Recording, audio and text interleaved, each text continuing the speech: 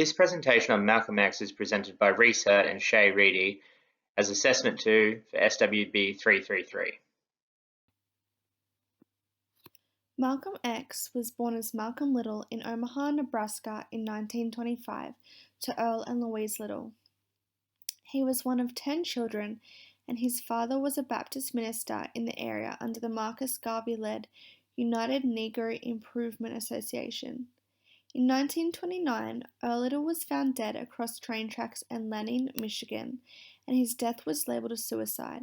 However, due to the racism and tensions from white supremacist groups, Malcolm believed that his father was in fact murdered.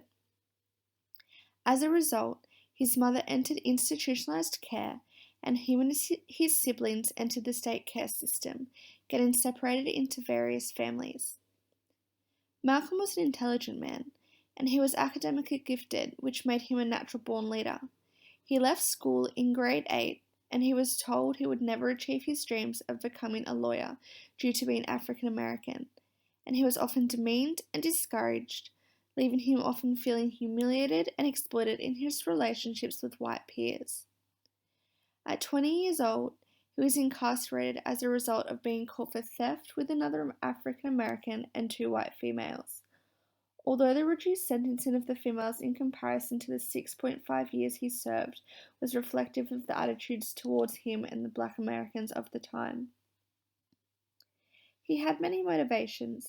However, he was interested in achieving social justice for African Americans and then fighting the colonial history and slavery of black Americans. And as a result of his previous experiences with white people, he became very politically motivated. Despite initially disagreeing with the civil rights movement's push for integration due to his underlying desire for separation, Malcolm went on to become a powerful voice in the civil rights movement. Malcolm began sharing his messages on street corners. Then eventually, he utilized his role as a minister as a platform to share his message to a wider audience. Malcolm went on to speak at universities, including Harvard Law School, and on national TV and radio stations. Malcolm's message was widespread, and he went on to influence many people. Most famously, world heavyweight champion Cassius Clay, who after befriending Malcolm converted to Islam and became Muhammad Ali. At one stage, it was reported by the New York Times that Malcolm was the second most sought-after speaker in the United States. 3 key lessons that can be learned from Malcolm X for community development.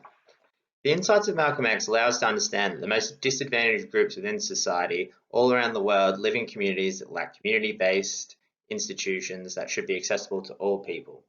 Societal issues relating to crime, poverty, and substance abuse are often located within communities lacking institutions that include settlement housing, viable schools, healthcare centres, and employment opportunities. Number 2. What can be learned from Malcolm's approach to social justice is the importance of the use of dialogue to express the situation you live in comparatively to those who often receive greater opportunity within society. Malcolm identified that white America's ability to manipulate language was responsible for African Americans responding to labels bestowed upon them as if they were true. The way Malcolm delivered his message supplied his audience with a new perspective by which they could see themselves. Malcolm's demonstration of both reason and emotion worked, despite sometimes being considered radical. The way he articulated his message evoked understanding, feeling, and dedication from those who listened to his message. 3. Malcolm's insights resonated with the African American community. Malcolm always stated that regardless of policies that attempted to repair the damage to the African American people, the consequences felt by 250 plus years of slavery and racism will forever be felt within the United States. His mission was to ensure that these past experiences of segregation needed to be acknowledged within American history to educate future generations. This message resonates with the experiences of Aboriginal and Torres Strait Islander peoples within Australia, who are still recognised as one of the most marginalised groups within Australian society due to the impacts of colonisation. A key wisdom distilled from the work of Malcolm X for community development practice. Malcolm recognised that everything within society was defined by white people and believed that was in order to control African American people. Malcolm's mission was to empower African Americans to take a stand and revolutionise their interpretation of the power dynamics within society. Black communities in America were forced to form to white culture, and this attributed to unequal and unfair experiences within that culture. Malcolm identified the oppression experienced by non-whites as not just a civil rights issue, but also as a human rights issue. Malcolm's mission was to combine the analysis of the present, what is, with the possibilities and prospects for the future, what ought to be. Despite Malcolm's journey being tragically cut short 55 years ago, his word and spirit continue to shed light on the nature of inequality and path to peace. Malcolm X remains one of the most influential figures in American history.